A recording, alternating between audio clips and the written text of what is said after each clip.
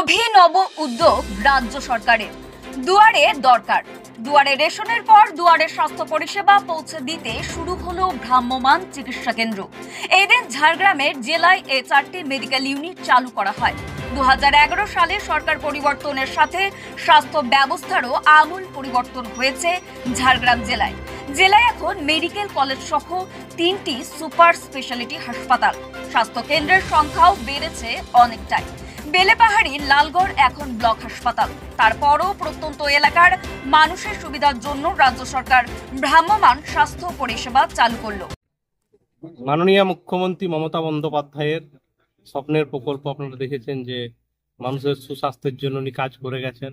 ঠিক একই রকম ভাবে আজকে আমরা দেখছি যে গ্রাম বাংলার প্রত্যন্ত এলাকায় দুর্গম এরিয়াতে আজকে সুপার স্পেশালিটি সুবিধাযুক্ত যে বাসগুলো সেগুলো কিন্তু পৌঁছে দিচ্ছেন মাননীয় মুখ্যমন্ত্রী মমতা বন্দ্যোপাধ্যায়। ঠিক একই রকম ভাবে আজকে আমাদের এই সাঁকরাইল ব্লকের ফুলটিগড়ি অঞ্চলের ফুলবনী প্রাথমিক স্কুলে এখানে কিন্তু একটা বাস পৌঁছেছে। সেখানে কিন্তু আমরা বাসের উদ্বোধনের সাথে সাথে আমরা দেখলাম এখানে মানুষজন চিকিৎসার জন্য এসেছেন।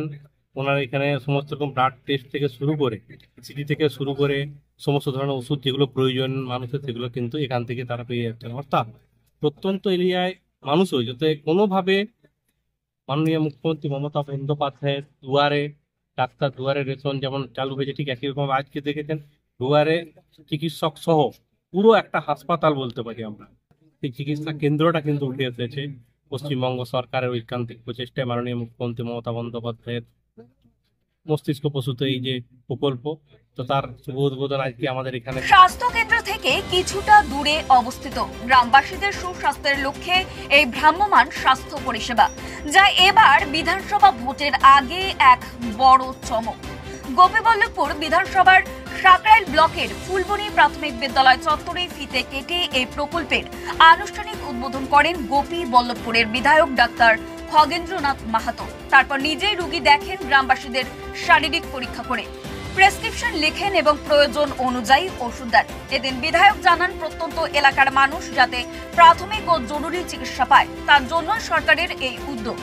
বয়স্ক মানুষ থেকে শুরু করে মহিলা ও শিশুরা চিকিৎসার জন্য ভিড় করে। উপকৃত হলাম, গ্রামগঞ্জের মানুষরা খুবই উপকৃত হবে, কারণ কাছে পেয়ে খুব খুশি। খুব হবে এই আমাদের যে এটা একদম রুরাল এরিয়া বলতে পারেন, সেক্ষেত্রে সবার সামর্থ্য বা ইচ্ছা থাকলেও উপায় হয় না। অনেক গরিব অসহায় মানুষ আসেন যারা এখানে উপকৃত হবেন, বিনা পয়সায় চিকিৎসা বাড়িতে পরিষেবাটা পাবেন। তো সবারই উপকার হবে এখানে, বিশেষ করে আমাদের মতন এই পিছিয়ে পড়া অঞ্চলে। আচ্ছা, কারা কারা? আমরা বিধায়ক সাহেব সঙ্গ আমাদের এখানে একটা অ্যাম্বুলেন্স উদ্বোধন করলো, যেখানে আমরা সাধারণ মানুষেরা যেগুলো আছে সবাই সেটাতে উপকৃত হব। এবং যেটা আমাদের কাছে গর্বের ব্যাপার হচ্ছে যে আমাদের বিধায়ক সাহেব এই মঞ্চে নিজেই মানে অসুস্থ রোগীদের দেখছেন, ওষুধ লিখে দিচ্ছেন, কার কী সমস্যা সব দেখছেন। আমরা নিজেই রোগী দেখলেন? উনি কি নিজেই রোগী দেখলেন? হ্যাঁ, রোগী দেখছেন এখানে, এখনো পর্যন্ত দেখছেন, যত রোগী আসছেন সবকে দেখছেন। এবারে আমরা যে আমাদের বিধায়ক সাহেবকে এই রূপে দেখতে পাচ্ছি, খুব ধন্য আমরা। এই ভ্রাম্যমাণ চিকিৎসা জানিয়েছিলেন ডাক্তার, নার্স, ফার্মাসিস্ট ও ল্যাব টেকনিশিয়ান। সঙ্গে থাকছে আধুনিক চিকিৎসার সরঞ্জাম ও প্রয়োজনীয় ওষুধ। রোগ নির্ণয়ের জন্য haemoglobin, pregnancy, malaria, ECG, blood sugar সহ প্রায় 35টি বিনামূল্যের ডায়াগনস্টিক টেস্ট এই গাড়ির মধ্যেই সম্পন্ন হবে। জেলার প্রত্যন্ত গ্রাম অঞ্চল ও অসুবিধাগ্রস্ত মানুষের দোরগোড়ায় পৌঁছে যাবে এই স্বাস্থ্য পরিষেবা। গ্রামবাসীদের আশা, এই স্বাস্থ্য পরিষেবা তাদের জীবনে বড় পরিবর্তন আনবে। এই মোবাইল স্বাস্থ্য পরিষেবা পাশাপাশি ভ্রাম্যমাণ মেডিকেল ইউনিটে বসে চিকিৎসা করছেন গোপীবল্লভপুরের বিধায়ক ডাক্তার খগেন্দ্রনাথ মাহাতো।